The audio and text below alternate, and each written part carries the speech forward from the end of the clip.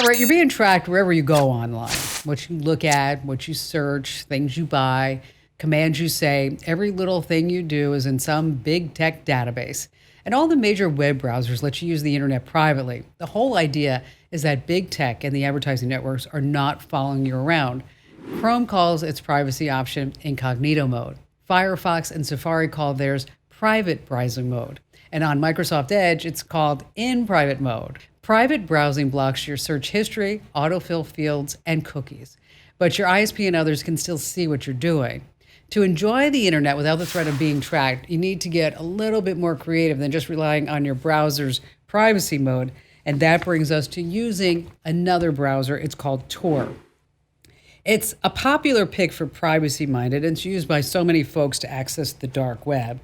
And you don't want to use it to hide anything because, the bottom line here is if you're doing anything illegal, is that they can track you down, but your connection is bounced across multiple different computer networks, making it difficult for ISPs and governments to track where any given data is coming from.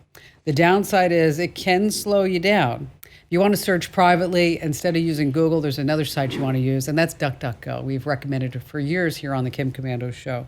And it's designed explicitly for privacy. It's not going to track you or sell your information. Just make sure not to log into Facebook or any other social network because they do their own tracking to watch your online activity.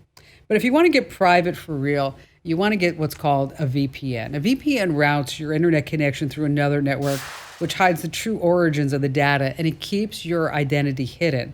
It's one of the most effective ways to browse the internet without giving anything up. Now, some browsers like Mozilla Firefox have their own VPN built in.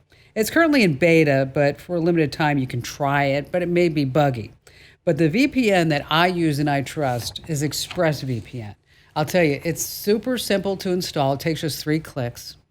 And aside from that, it's not going to slow you down. And everywhere you go, it's hidden. And so that's the bottom line on why I use ExpressVPN, and you should too.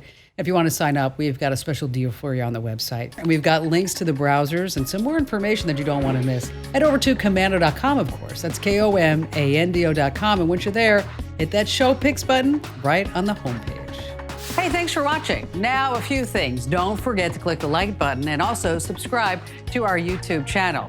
And for more digital know-how, check out all these other great links.